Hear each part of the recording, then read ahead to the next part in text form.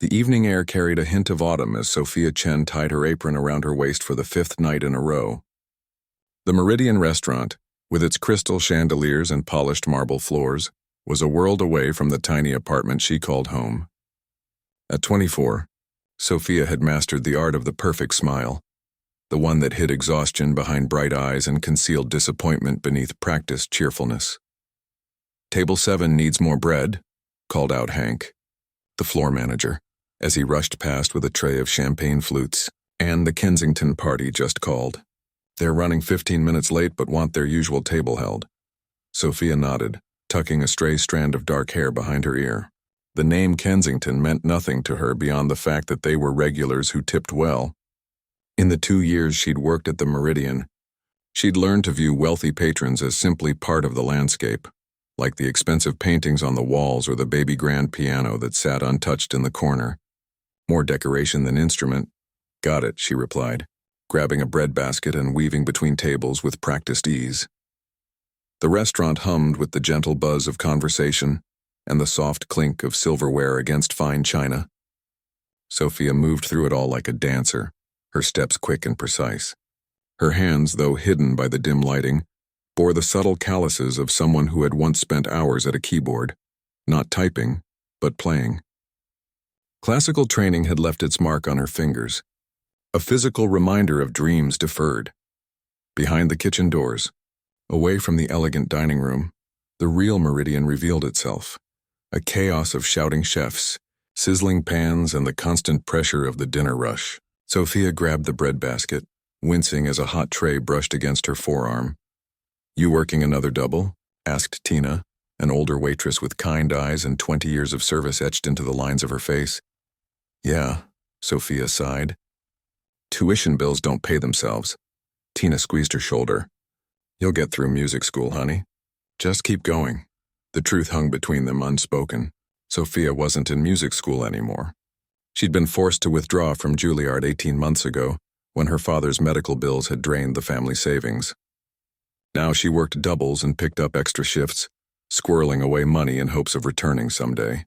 Meanwhile, her piano, a second-hand upright she'd bought with years of saved birthday money, gathered dust in her apartment, a painful reminder of what could have been. "The Kensington party is here," announced Hank, poking his head through the swinging doors. "Sophia, they're at your station.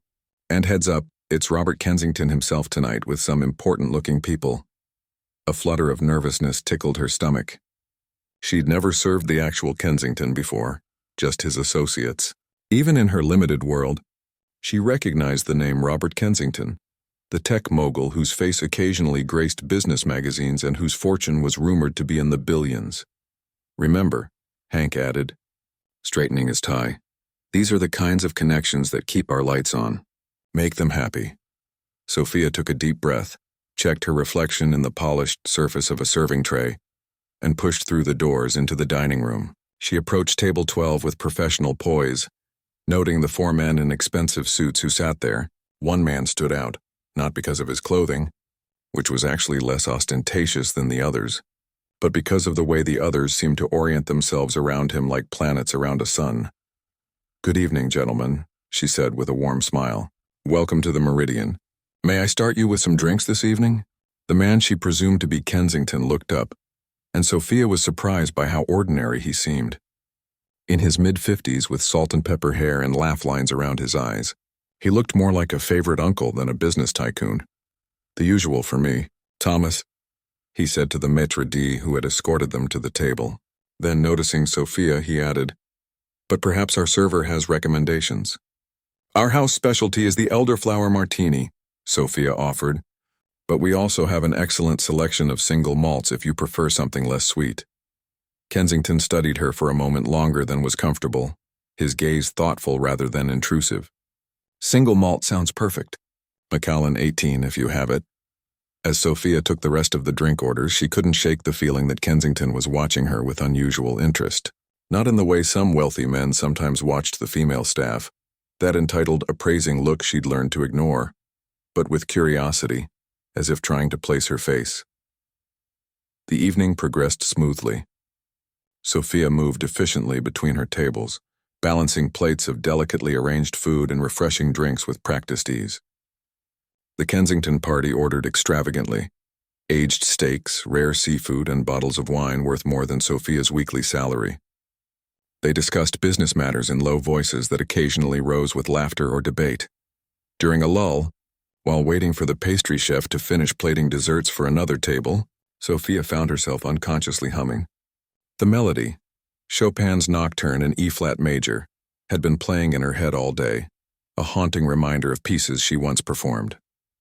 Her fingers tapped the rhythm against her thigh, muscle memory still perfect despite months without practice. Chopin, isn't it? The voice startled her. Robert Kensington stood nearby, apparently on his way back from the restroom. Sophia felt heat rise to her cheeks. Yes, I'm sorry if I was disturbing you. Not at all. His eyes crinkled at the corners. Opter 9 number 2 if I'm not mistaken. Do you play? The question, innocent enough, pierced something deep within her. Did she play? Once she had lived for it. Once professors had used words like prodigy and remarkable talent. Once, before life had intervened with its harsh realities. I used to, she replied simply. Kensington nodded as if her brief answer had confirmed something. Your hands, he said, gesturing to her fingers. They have the telltale signs. Classical training? Sophia glanced down at her hands, the slightly flattened fingertips, the strength in the knuckles that most people wouldn't notice. Yes, a lifetime ago. Before he could respond, Thomas appeared with the dessert menus and Kensington returned to his table. Sophia exhaled, unaware she'd been holding her breath. Something about the brief exchange had left her feeling exposed, as if he'd glimpsed a part of herself she kept carefully hidden. As the night wore on, the restaurant began to empty. The Kensington party lingered over coffee and cognac, their business discussion apparently concluded. Sophia approached to clear some empty glasses, carefully staying in the background as servers were trained to do. Waste of exceptional talent, she overheard Kensington saying to the distinguished-looking older man beside him. The conservatory would benefit enormously from your patronage. The older man, whose accent hinted at Eastern European origins, sighed heavily. Finding truly gifted pianists is not about money, Robert. It's about heart. Technical skill I can find anywhere. What I cannot find is someone who makes you forget you're listening to an instrument at all.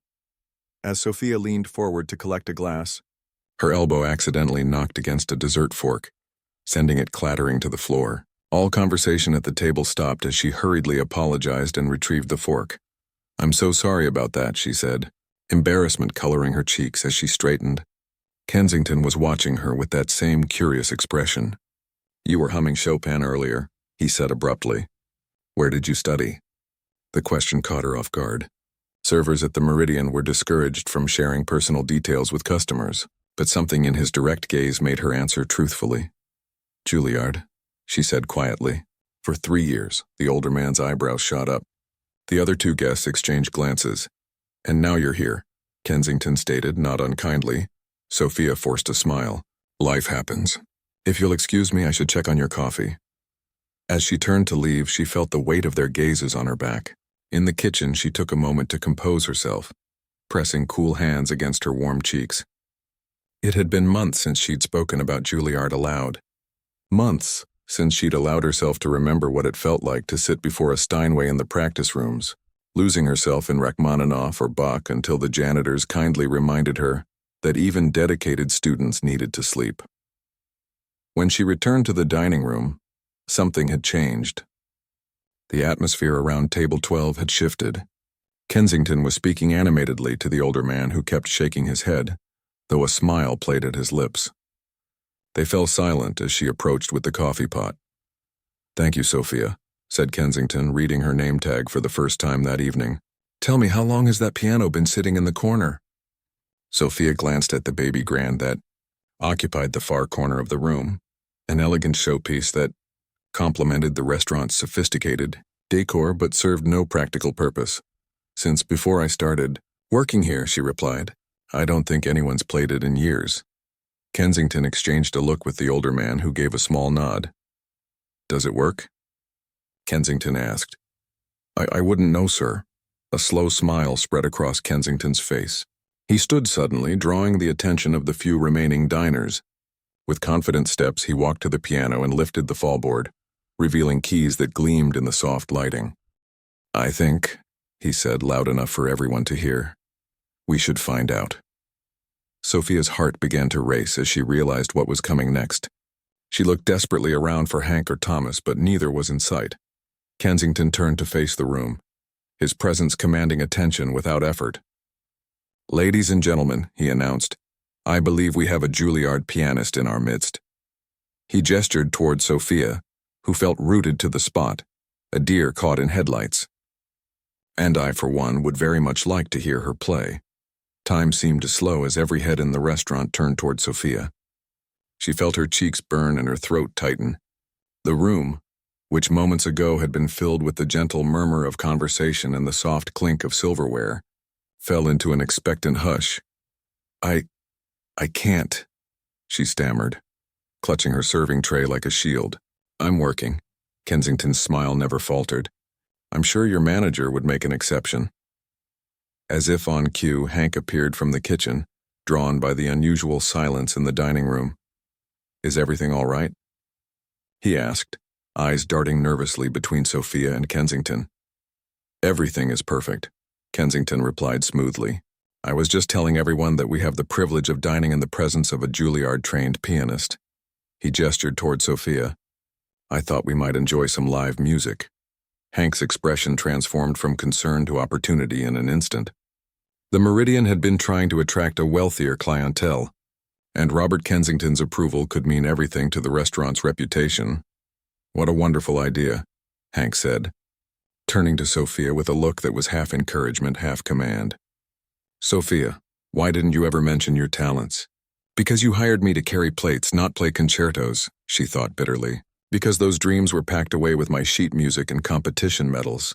"It never came up," she said instead, her voice barely audible. The older man at Kensington's table, the one with the Eastern European accent, was watching her with intense interest now. There was something about his gaze, a sharp appraisal that made Sophia feel as though he could see right through her practiced smile to the musician beneath. "Perhaps the young lady does not wish to play," he said, his voice carrying an authority that matched Kensington's. "It has been some time, yes?" Sophia nodded gratefully. "Almost 2 years. "Ah," the man said, leaning back in his chair. "Then perhaps it is better not to embarrass yourself. Piano is not like riding bicycle. The skill fades quickly without practice." Something flickered in Sophia's chest, a spark of indignation that cut through her embarrassment. She had given up many things when she left Juilliard, but her identity as a musician was carved into her soul. The thought that this stranger assumed her talent had faded stung more than she expected. Kensington watched this exchange with interest, a small smile playing at the corners of his mouth. "Well," he said lightly, "we wouldn't want to put you in an uncomfortable position." The moment should have ended there. Sophia should have thanked them politely and returned to clearing tables. But that spark had caught fire now, burning away her hesitation. "I can play," she said, surprising herself with the steadiness in her voice. "If it's all right with management," Hank practically beamed. "Of course. The Meridian would be honored." Sophia handed her serving tray to a wide-eyed Tina, who had emerged from the kitchen to see what was happening. The older waitress gave her hand a quick squeeze. "Show 'em what you got, honey," she whispered. The walk to the piano felt endless. Sophia was acutely aware of every eye following her, of the whispers that trailed in her wake. A busboy quickly wiped down the piano's dusty surface as she approached. The instrument gleamed under the soft lighting, its ebony surface reflecting the chandeliers above like stars on dark water. As she settled onto the bench, doubts flooded her mind. What if she couldn't remember anything? What if her fingers, now more accustomed to balancing plates than dancing across keys, betrayed her? The thought of humiliating herself in front of the entire restaurant, in front of Robert Kensington and his distinguished guest, made her stomach clench. She placed her hands on the keys, surprised by how familiar they felt despite the time away. The cool ivory against her fingertips sent a shiver of recognition through her body. This at least had not changed. The piano might be different, the circumstances far from what she'd imagined for herself, but the connection between her hands and the keys remained. Taking a deep breath, Sophia began to play. She started with something simple, a Chopin nocturne. the same one she'd been humming earlier. The first notes were tentative, her fingers finding their way back to a path once traveled daily. But as the melody took shape, something within her awakened. Her hands remembered what her conscious mind had tucked away. The pressure needed for each key, the subtle shifts in tempo that breathed life into the piece, the way her left hand could create a foundation while her right told the story. The restaurant faded away. There was only the music now, flowing through her like a current. She closed her eyes, surrendering to it completely. The nocturne came to its gentle conclusion, the final notes hanging in the air like a question. Silence followed, a beat of collective held breath. Then came the applause, startling in its enthusiasm. Sophia opened her eyes to see the remaining diners smiling, some even standing. Hank was beaming from ear to ear, and Tina was wiping a tear from the corner of her eye. But it was the reaction at table 12 that caught Sophia's attention. The two younger businessmen were applauding politely, clearly impressed but perhaps not fully appreciating what they'd heard. Kensington, however, was watching her with a satisfied expression, as if she'd confirmed something he'd suspected all along. The older man's reaction was the most surprising. He sat perfectly still, his weathered face unreadable. Then slowly he raised his hands and brought them together in 3 deliberate claps. "Again," he said, his accent thickening with emotion. Something more challenging this time. Sophia hesitated. The nocturne had been safe. Beautiful but well within her capabilities even after months away from regular practice. Anything more demanding would risk exposing the rust on her skills. Yet that same spark of defiance that had driven her to the piano in the first place flared again. Who was this man to test her, to judge her worth based on party tricks performed in a restaurant? She turned back to the keys and, without preamble, launched into Rachmaninoff's Piano Concerto No. 2. It was audacious, perhaps even foolish. The piece was notoriously difficult, demanding technical precision and emotional depth in equal measure. It had been her audition piece for Juilliard, practiced until her fingers bled and her wrists ached. The opening chords resonated through the room, dark and powerful. Sophia felt a tremor in her hands as they stretched to reach the complex fingerings, but she pushed through it. The muscle memory was still there, buried beneath layers of disuse but intact. As she played, something remarkable happened. The technical challenges, the rapid passages, the complex harmonies, the dramatic dynamic shifts all fell away. What remained was pure expression. Every disappointment of the past 2 years, every moment of wondering what might have been, every late night spent serving drinks instead of playing music, all of it poured through her fingertips into the keys. The piece was meant for an orchestra and piano, but Sophia made the restaurant forget the missing instruments. Her right hand sang the melody, while her left created the rich harmonies and rhythmic foundation that gave the impression of a full ensemble. She was dimly aware that more staff had emerged from the kitchen.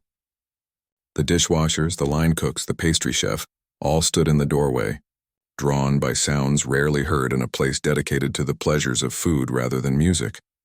The final movement built toward its climax, her hands flying across the keys with increasing intensity. When she struck the last chord, the sound reverberated through the room like a thunderclap. This time there was no delayed reaction. The applause was immediate and overwhelming. Several diners were on their feet, including Kensington and his associates. Servers were clapping, and even the stone-faced bartender was nodding appreciatively. Only the older man remained seated, though his expression had transformed completely. Gone was the skepticism, replaced by something Sophia couldn't quite name, wonder perhaps, or recognition. "Who are you?" he asked when the applause had died down enough for his voice to be heard. The question caught Sophia off guard. "Just a waitress," she replied, suddenly self-conscious again. "No," he said, shaking his head firmly. "No waitress plays Rachmaninoff like that." "I ask again, who are you?" Kensington stepped forward before Sophia could respond. "Allow me to make a proper introduction," he said. "Sophia Chen. May I present Vladimir Orlov, director of the European Classical Foundation and former principal pianist with the Moscow Philharmonic." The name hit Sophia like a physical blow. Vladimir Orlov was a legend in classical music circles. Not just a renowned pianist, but a kingmaker, whose foundation supported some of the most promising young musicians in the world. She had studied his recordings at Juilliard, dissecting his interpretations of the Russian composers, and she had just played Rachmaninoff for him. In a restaurant. While wearing a server's apron, I'm so sorry, she stammered, rising from the piano bench. If I had known. You would have been nervous, Orlov finished for her, his stern expression softening slightly. And perhaps you would not have played with such honest emotion. He turned to Kensington. You were right to insist, Robert.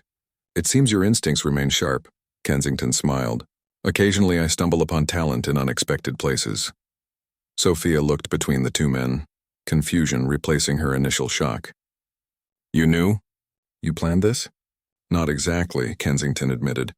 I recognized your name when Thomas mentioned the reservation was in your section. Sophia Chen, you won the Young Artists competition 3 years ago. I was a sponsor that year, though we never met. When Robert told me about you, Orlov added, I was skeptical. Many young musicians show promise, then disappear. The path is difficult. But you're still playing, Kensington said, gesturing to the piano. Even if only in your head. I heard you humming Chopin perfectly in tune. Sophia felt oddly exposed, as if these strangers had glimpsed something intensely private. I had to leave school, she said, feeling the need to explain. Family circumstances, Orlov nodded solemnly. This is often the way. Talent without money faces many closed doors. But perhaps, Kensington said, his eyes twinkling with something that looked suspiciously like mischief. Some of those doors might be reopened. The next morning, Sophia woke to sunlight streaming through the thin curtains of her small apartment. For a moment she lay still, wondering if the events of the previous night had been a dream. Her fingers were slightly sore. The familiar ache of muscles long unused suddenly called back into service. No, not a dream then. She glanced at her phone and was startled to see several missed calls and a flurry of text messages. Most were from coworkers at the Meridian, their excitement practically leaping off the screen. OMG, Sophia. Why didn't you tell us? You were amazing last night. The whole kitchen staff is talking about you. But one message stood out, from a number she didn't recognize. Ms. Chen, this is Thomas from the Meridian. Mr. Kensington has requested a meeting with you today at 2 p.m. at his office downtown. Car service will be provided. Please confirm if this is convenient for you. Sophia sat up so quickly that her head spun. Robert Kensington wanted to meet with her. She glanced at the clock, 10:37 a.m. She was supposed to work the lunch shift starting at 11, but there was another message from Hank saying she was excused from today's shift, given the circumstances. Her thumbs hovered over the phone screen. What could Kensington possibly want? And what did it mean that Vladimir Orlov, the Vladimir Orlov, had heard her play? The practical side of her brain, the part that had learned to set aside dreams in favor of paying rent, warned her not to get her hopes up. Rich people did unpredictable things all the time. This might be nothing more than a wealthy man's momentary interest in a curiosity, the waitress who could play Rachmaninoff. Still, she found herself typing, "Please tell Mr. Kensington that 2 p.m. works for me." "Thank you." The reply came almost instantly. "Car will arrive at 1:30, business casual attire suggested." Sophia looked around her cramped apartment. The upright piano that dominated one wall was covered with a thin layer of dust, sheet music still open to the last piece she'd attempted to practice months ago. Her business casual options were limited to the black pants and white shirt she wore for work, plus one slightly worn blazer she'd bought secondhand for interviews. With trembling hands, she opened the piano lid and ran her fingers over the keys. Unlike the gleaming baby grand at the restaurant, her piano was old and slightly out of tune, a graduation gift from her parents who had scraped together every penny to support her musical aspirations. She began to play scales, wincing at both the stiffness in her fingers and the occasional sour note from the instrument that needed tuning she couldn't afford. After 20 minutes of warm-up, she felt more like herself. The muscle memory was returning more quickly than she'd expected. Without making a conscious decision, she found herself playing the Rachmaninoff concerto again, the piece that had apparently impressed Orlov. Without an audience, without the pressure, she noticed the flaws in last night's performance. A few rushed passages, some muddy pedal work, dynamics that could have been more nuanced. 2 years ago, her professors would have had plenty to critique. At 12:45, she forced herself to stop playing and get ready. She showered quickly, blow-dried her hair and put on subtle makeup. The black pants and white shirt would have to do, but she added her mother's simple pearl earrings, the only real jewelry she owned, and the blazer. Looking in the mirror, she tried to see herself as Kensington and Orloff might. Not as a waitress, but as a musician. The car service was exactly on time, a sleek black sedan with a professional driver who opened the door for her with a respectful nod. As they navigated through city traffic, Sophia's mind raced with possibilities. Was Kensington going to offer her a job playing at private parties? That would certainly pay better than waitressing, but the thought brought a twinge of disappointment. She hadn't spent years at Juilliard to become background entertainment for the wealthy. The car pulled up to one of the city's most prestigious office towers. The driver escorted her to the lobby, where a security guard checked her ID and directed her to a private elevator. Sophia's heart pounded as the elevator climbed to the 42nd floor, opening directly into a reception area with floor-to-ceiling windows offering a breathtaking view of the city. Ms. Chen greeted a polished receptionist. "Mr. Kensington is expecting you. Please follow me." She was led through a series of elegant offices to a large conference room where Robert Kensington sat at the head of a long table. To her surprise, Vladimir Orloff was there as well, along with a woman in a crisp suit whom she didn't recognize. "Sophia," Kensington said warmly, standing to greet her. "Thank you for coming on such short notice. Please have a seat." She perched nervously on the edge of a chair, her hands folded tightly in her lap. "Thank you for inviting me, Mr. Kensington, though I'm not sure why I'm here." "Robert, please," he insisted. "And you're here because what happened last night was extraordinary." He gestured to Orlov. "Vladimir rarely shows enthusiasm for anything, yet he couldn't stop talking about your playing all through dessert." Orlov's stern face remained impassive, but he nodded slightly. "You have something many technically proficient pianists lack," he said. "Soul, emotion that connects directly to the listener." The woman in the suit leaned forward. "I'm Patricia Wu, Executive Director of the Kensington Arts Foundation," she introduced herself. "We've been working with the European Classical Foundation on a joint initiative to identify and support exceptional talent that might otherwise be lost due to financial constraints." Sophia's breath caught. This sounded much more significant than playing at cocktail parties. "May I ask," Kensington said gently, "why you left Juilliard? Your professors spoke very highly of your potential." The question brought a familiar ache to Sophia's chest. "My father got sick, pancreatic cancer. The medical bills. We had to make choices. Even with scholarships, Juilliard was expensive and I needed to work full-time." She swallowed hard. "He passed away last year." A heavy silence fell over the room. "I'm very sorry for your loss," Kensington said finally. "And I'm sorry that our system forces people to choose between education and healthcare." Orlov cleared his throat. "This is precisely why our program exists," he said. "Talent should not be wasted because of circumstance." Patricia nodded, opening a folder in front of her. "We've taken the liberty of speaking with the administration at Juilliard. Given your previous academic standing and the circumstances of your withdrawal, they would be willing to consider your readmission to complete your degree." Sophia's head spun. "Readmission? But I can't afford." "The Kensington Arts Foundation would provide a full scholarship," Patricia continued, "covering tuition, housing, and a living stipend. Additionally, the European Classical Foundation would offer mentorship with Master Orlov and performance opportunities during school breaks." I don't... Sophia struggled to find words. "Why would you do this for me?" Kensington leaned back in his chair. "Because last night I watched an entire restaurant fall silent when you played. I saw hardened businessmen moved to tears by Rachmaninoff. That kind of talent deserves nurturing, not serving wine to people who can barely appreciate what they're hearing." "But this must be expensive," Sophia protested. "There are probably dozens of students more deserving." "That is not for you to decide," Orloff interrupted, his tone brooking no argument. "We have heard you play. We have made our assessment. The only question is whether you still want this path."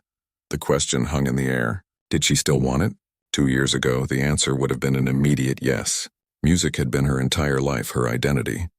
But now, after tasting the harsh realities of the world outside academia, after learning how quickly dreams could shatter against financial necessity, I would need time to think, she said finally. This is all happening very fast.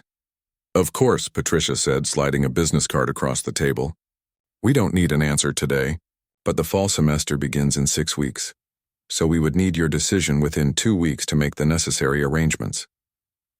In the meantime, Kensington added, Vladimir has a proposition of his own. Orlov straightened in his chair. Next week I'm giving a masterclass at the Symphony Hall. After the formal session, there is to be a small recital featuring selected students. His piercing gaze fixed on Sophia.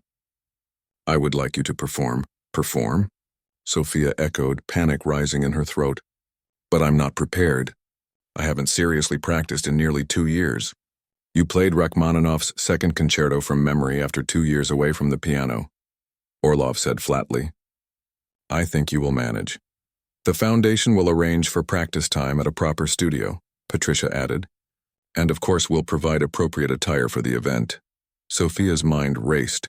Symphony Hall was the city's premier venue for classical music. Professional musicians spent their entire careers hoping for a chance to perform there. And now she was being offered that opportunity after one impromptu performance in a restaurant? I should warn you, Orlov said, his expression softening slightly, that there will be important people in attendance, conservatory directors, arts patrons, critics. This could open many doors, or close them depending on how you perform. No pressure, Kensington added with a small smile. But why take the risk? Sophia asked.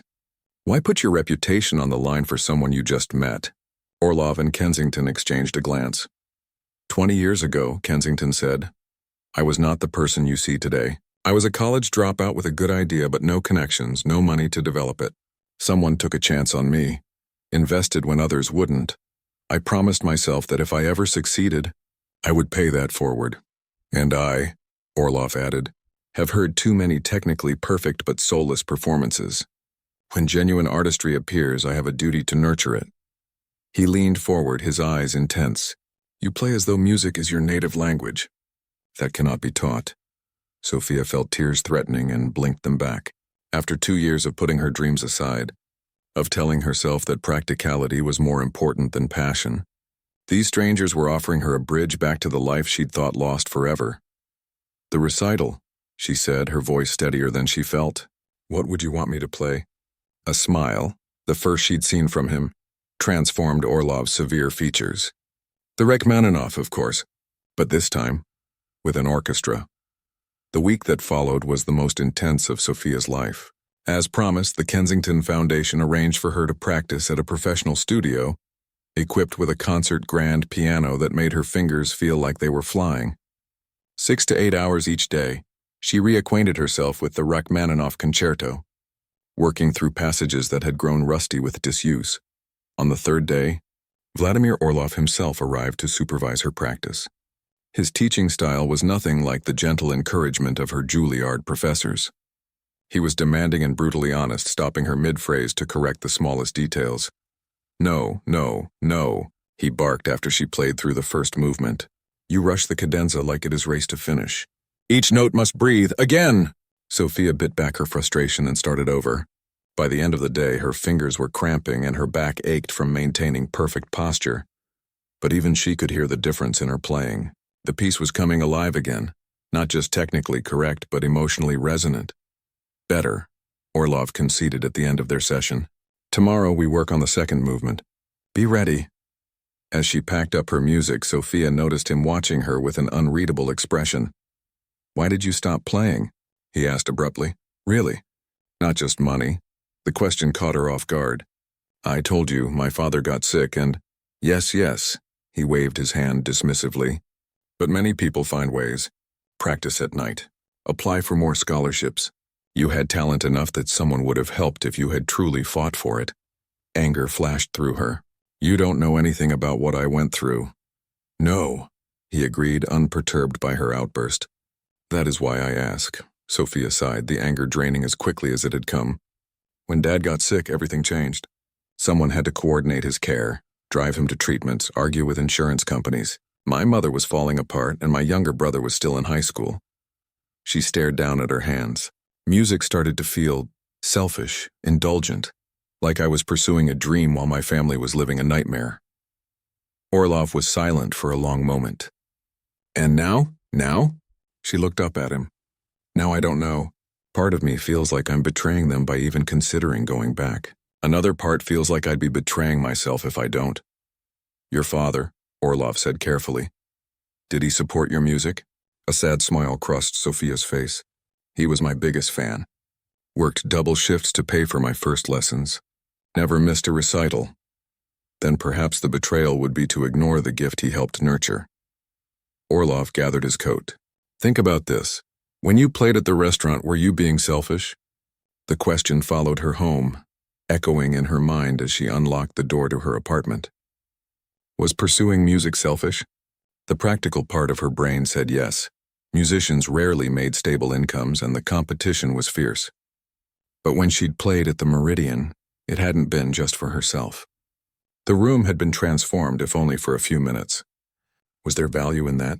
Her phone buzzed with a text from her mother. Heard your news from Tina. Why didn't you tell me? So proud of you, sweetheart. Dad would have been over the moon. Tears welled in Sophia's eyes.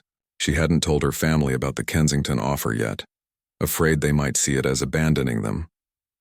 But of course, Tina would have called her mother. They'd been friends for years, and apparently her mother wasn't upset at all. The next few days passed in a blur of practice, with Orlov pushing her relentlessly.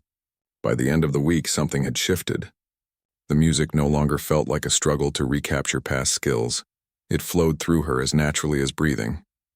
Even Orlov seemed satisfied, offering only the occasional correction rather than stopping her every few measures.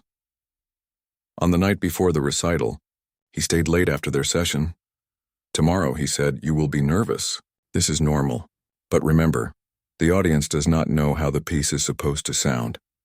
Only you and I know if you make small mistake. So do not play for perfection, play for connection.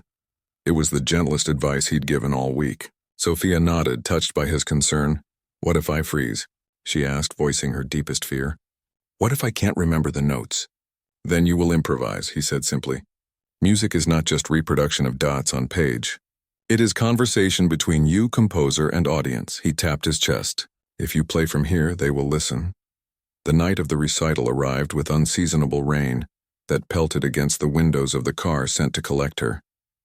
Patricia Wu had arranged for a hair and makeup artist to come to Sophia's apartment and had delivered a simple but elegant black dress that fit perfectly.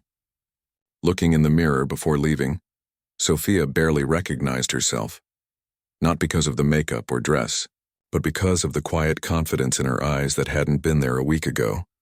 Symphony Hall was even more impressive from backstage than it had been the few times she'd attended concerts there as a student. The masterclass portion of the evening had ended, and students and audience members were mingling during a short intermission before the recital. Sophia peeked through the curtains and felt her stomach drop. The hall was full, and she recognized several prominent music critics in the front rows. Nervous, Robert Kensington appeared beside her, looking distinguished in a tailored suit. Terrified, she admitted. I've never played with an orchestra before. You'll be fine, he assured her. The conductor ran through the piece with them this morning. They're professionals, but I'm not, Sophia whispered. Not anymore. Then what are you? He challenged gently. She considered the question. A week ago, she would have said a waitress who used to play piano. But now, after the hours of practice, the renewed connection to the music, the joy that came from immersing herself in Rachmaninoff's world again. A pianist, she said finally. Whatever else happens tonight, I'm a pianist. Kensington smiled. Hold on to that. The stage manager appeared, signaling 5 minutes until the recital began. Kensington squeezed her shoulder and left to find his seat. Sophia took deep breaths, trying to calm her racing heart. You are ready. Orlov's accented voice came from behind her. He handed her a small box. This was going to wait until after, but I think perhaps you need it now. Puzzled, Sophia opened the box to find a delicate silver chain with a small piano charm. It was my mother's, Orlov explained. She gave it to me before my first major performance. For luck. His usual stern expression softened. She was also not a professional, just a woman who loved music and taught me to play on an old upright in our kitchen. Sophia was speechless. That Vladimir Orlov, the internationally renowned pianist and notoriously demanding teacher, would share something so personal and precious stunned her. I can't accept this, she protested. You can and you will, he said firmly, reverting to his familiar gruff tone. And then you will go play Rachmaninoff as he is meant to be played. With heart, the stage manager returned, gesturing that it was time. Sophia clutched the charm in her palm, drawing strength from it as she walked onto the stage. The applause that greeted her was polite but reserved. This audience didn't know her, had no reason to expect anything extraordinary. The conductor nodded to her as she settled at the piano. The orchestra members watched her with professional curiosity. Sophia placed her hands on the keys, took a deep breath, and nodded to the conductor. The orchestra began the famous opening of Rachmaninoff's Second Piano Concerto, dark, ominous chords that set the stage for the piano's entrance. When her moment came, Sophia's fingers found the keys with certainty, building the dramatic first theme with growing intensity. By the second movement, she had forgotten her nerves. There was only the music, the conversation between piano and orchestra, between herself and Rachmaninoff across the century that separated them. She found herself doing things she hadn't practiced, slight ritardandos that felt right in the moment, dynamic contrasts that highlighted emotional shifts in the music. The final movement raced toward its conclusion, piano and orchestra intertwining in a display of virtuosity and passion. As she struck the final chords, Sophia felt a sense of completion that went beyond the piece itself. Something that had been broken inside her was healing. The last note hung in the air for a breathless moment. Then the audience erupted. The applause was thunderous, immediate, nothing like the polite response that had greeted her entrance. People were on their feet before the echo of the final chord had faded. Sophia stood, slightly dazed, and bowed as she'd been taught years ago. As she straightened, she caught sight of familiar faces in the audience. Her mother was there, tears streaming down her face alongside her younger brother who was whistling and cheering. Tina from the restaurant was a few rows back, clapping wildly. Even Hank had come, looking slightly out of place but genuinely happy. The conductor shook her hand and the concertmaster stood to lead the orchestra in a salute to her. As she left the stage, Sophia saw Kensington and Patricia Wu in the wings, both beaming with pride. But it was Orlov's reaction that moved her most. The stern teacher stood perfectly still, a single tear tracking down his weathered cheek. That, he said quietly as she reached him, was not the playing of student or waitress. That was the playing of artist. In that moment, standing in the wings of Symphony Hall with the audience still calling for her return, Sophia knew her answer about returning to Juilliard. The path ahead wouldn't be easy. Nothing worthwhile ever was, but she had found her way back to herself. The waitress who played piano had become, once again, the pianist who had temporarily waited tables. And as she stepped back onto the stage for her bow, the silver piano charm gleamed under the lights, a small but perfect symbol of the unexpected bridges that life sometimes builds between dreams abandoned and dreams reborn. 2 years later, Sophia stood in the wings of Carnegie Hall, her heart racing as she listened to the polite applause greeting the end of the previous performance. Her graduation recital at Juilliard had been one thing. This was something else entirely. Tonight marked her debut as a featured soloist with the National Symphony, playing Tchaikovsky's Piano Concerto No. 1 to a sold-out crowd. 5 minutes. Ms. Chen, the stage manager whispered, clipboard in hand. Sophia nodded, smoothing the skirt of her midnight blue gown. The last 2 years had transformed her life in ways she could never have imagined that night at the Meridian restaurant.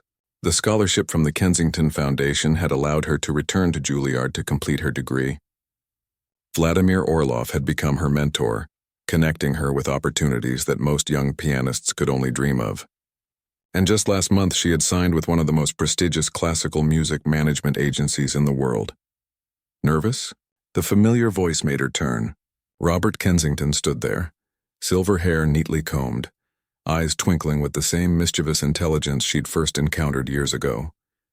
Terrified, she admitted with a small laugh, but the good kind of terrified. The best performances come from that exact feeling, he said. Anything worth doing should scare you a little. Sophia touched the silver piano charm that hung around her neck, her talisman for every performance since Orlov had given it to her. I never properly thanked you, she said suddenly, for what you did that night, for seeing something in me that I'd stopped seeing in myself. Kensington shook his head. I didn't create your talent, Sophia. I just removed the obstacles that were keeping it hidden." He glanced toward the stage. Though I'll admit this outcome exceeded even my expectations. The journey hadn't been smooth. Returning to Juilliard as an older student after her time away had presented challenges. Some professors had doubted her commitment. Some fellow students had resented the special attention she received from the Kensington Foundation. There had been moments of crushing self-doubt. Late nights when she wondered if she'd made the right choice. But there had also been triumphs. Winning the school's concerto competition, performing at smaller venues throughout the city, and gradually rebuilding the technical skills that had begun to atrophy during her time away from the piano. Through it all, her mother and brother had been her most consistent supporters, attending every performance they could manage, no matter how small the venue. "Oh, I almost forgot," Kensington said, reaching into his jacket pocket. "This came for you backstage." He handed her a small envelope. Inside was a card with just 5 words in a familiar slanting handwriting. "Play from the heart." V.O. Orloff himself was in Europe, leading master classes at the Salzburg Festival, but he had clearly remembered her debut date. The simple message steadied her nerves more effectively than any lengthy pep talk could have done. 2 minutes, the stage manager called. Kensington squeezed her shoulder. "You've earned this moment, Sophia. Now go enjoy it." As he turned to take his seat in the audience, Sophia called after him. "Robert?" He paused. "Have you ever thought about how different things would be if you hadn't come to the Meridian that night? If you hadn't recognized my name?" A smile spread across his face. "I think about it often. But I've learned that talent has a way of finding its path to the surface one way or another. If not that night, perhaps another." He winked, though I doubt any other scenario would have involved making a waitress play piano in the middle of dinner service. They shared a laugh, and then he was gone, leaving Sophia alone with her thoughts and the growing anticipation of the audience on the other side of the curtain. "Places. Ms. Chen," the stage manager whispered. Sophia took a deep breath, centering herself as she'd been taught. The past 2 years had been filled with hard work, yes, but also with rediscovery of her passion, her purpose, and her identity as an artist. She was no longer defined by what she had lost or given up, but by what she had reclaimed. As she walked onto the stage, the spotlights momentarily blinded her. The applause swelled. Not the polite, reserved greeting of an audience with low expectations, but the enthusiastic welcome extended to an artist whose reputation had begun to precede her. Music critics had taken notice after her Symphony Hall debut, and each subsequent performance had built on that foundation. The phrase, "former waitress turned classical sensation," had appeared in more than one review, though Sophia herself had never been ashamed of her time at the Meridian. It was part of her story, just not the whole story. She bowed to the audience, then to the orchestra, and finally shook hands with the conductor. As she settled at the piano bench and adjusted her posture, her eyes found familiar faces in the crowd.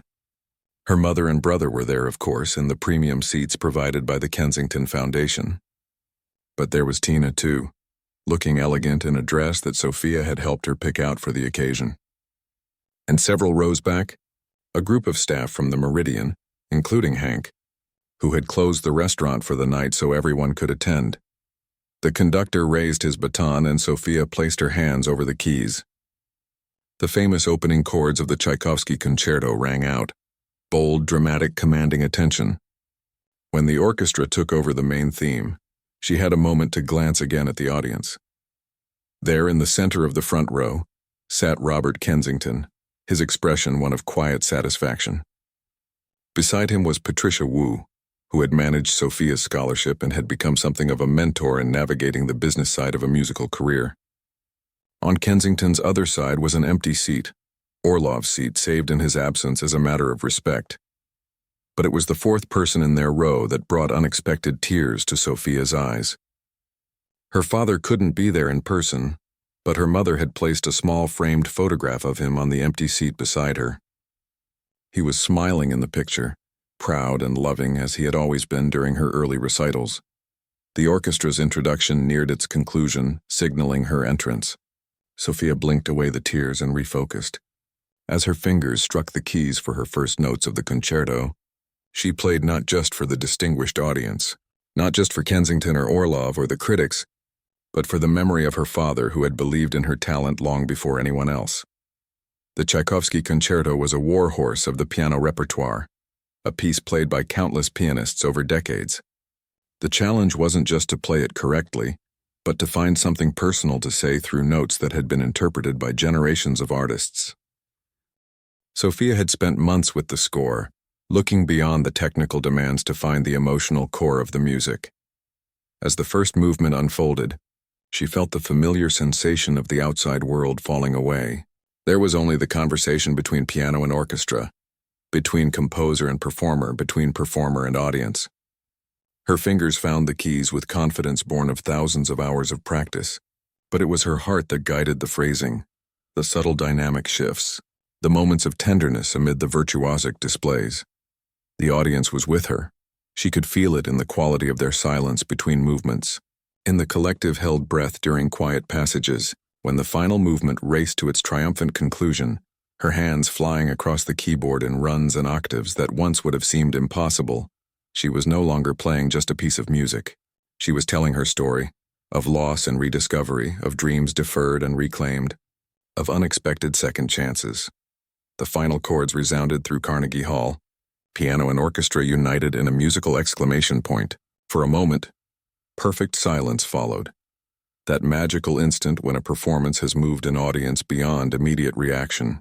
Then came the applause, rising like a wave, followed by people getting to their feet row by row until the entire hall was standing. Sophia rose from the piano bench momentarily overwhelmed. She bowed deeply to the audience, then turned to acknowledge the orchestra. The conductor beamed at her, genuine admiration in his eyes as he gestured for her to take another bow. As the applause continued, Sophia's gaze found Kensington again. He was applauding with everyone else, but there was something different in his expression. Not just pride or satisfaction, but a kind of wonder, as if even he hadn't fully anticipated the artist she would become. 3 curtain calls later, with flowers in her arms and her heart full, Sophia finally left the stage. In the wings, her mother waited, tears streaming down her face. "Dad would have been so proud," she whispered as they embraced. "I felt him there," Sophia said. "I felt all of you there with me." Later that night, after the reception and the congratulations and the glowing immediate reviews, Sophia found herself alone in her apartment. It was no longer the cramped space she'd lived in while working at the Meridian. The Kensington Foundation had helped her find something more suitable when she returned to Juilliard. But she had kept her old upright piano, now professionally tuned and lovingly maintained. She sat at the bench, still wearing her concert gown, and placed her hands on the keys. After the magnificence of the Steinway at Carnegie Hall, the upright should have felt small and inadequate. But as she began to play, not Tchaikovsky or Rachmaninoff this time, but a simple Chopin nocturne, she felt the same connection to the music that had sustained her through the hardest times. The journey from waitress to concert pianist had not been a straight line. There had been detours and obstacles, moments of doubt and unexpected helping hands. But sitting at her piano in the quiet aftermath of her Carnegie Hall debut, Sophia realized that every part of the journey had shaped the artist she had become, even the 2 years at the Meridian that had once felt like failure. On her music, Stan set a framed photo from that night at the restaurant, the moment when a millionaire had insisted a waitress play piano, and seconds later the whole room had gasped. It wasn't just the beginning of her return to music. It was the moment she had learned that some talents run too deep to be abandoned, and some dreams are patient enough to wait for their moment to be reborn.